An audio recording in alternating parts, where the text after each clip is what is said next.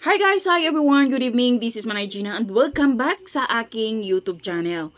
So guys, another mini vlog for today's video at ang ating pag-uusapan ay si Kim at si Paulo. Napanood ko kasi yung kanilang MediaCon ng The Alibay, The Grand MediaCon. At sobrang nakakaaliw kasi maraming nasa comment section na ang saya-saya nila. Sinasabi nila, yes, umamin na si Paulo. Pero hindi naman siya literal na umamin kasi meron ngang nagtanong sa kanya doon kung anong rate na nilang dalawa ni Kim.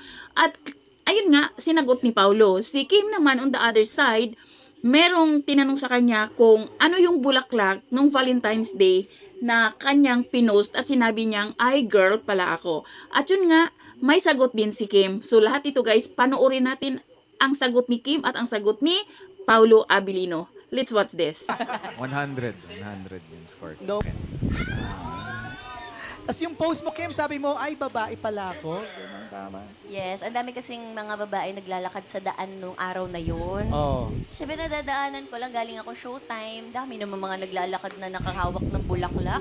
Ito mga to, super naman talaga sa pagka-long hair. Pag-uwi ko ng bahay, hala, may flowers din pala ako. Girl pala ako. Ganon. Yan lang yun. Kaya yung letters. Nagustuhan mo ba? Oo naman. Thank you so much. You're welcome. Yeah. Gusto mo ba? Pwede naman everyday.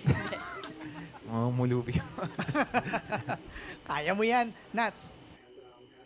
So ayun guys, 'di ba? Nakakatuwa lang isipin na hindi man literal na inamin ni Paulo, pero sa ating mga Kimpaw na nagmamahal, nagsusuporta, parang ang sarap sa pakiramdam na may sinabi na si Pau na 100. Imagine mo, 100 yung rate nilang dalawa. Ha? Sana all! Di lang guys. Thank you for watching. Bye!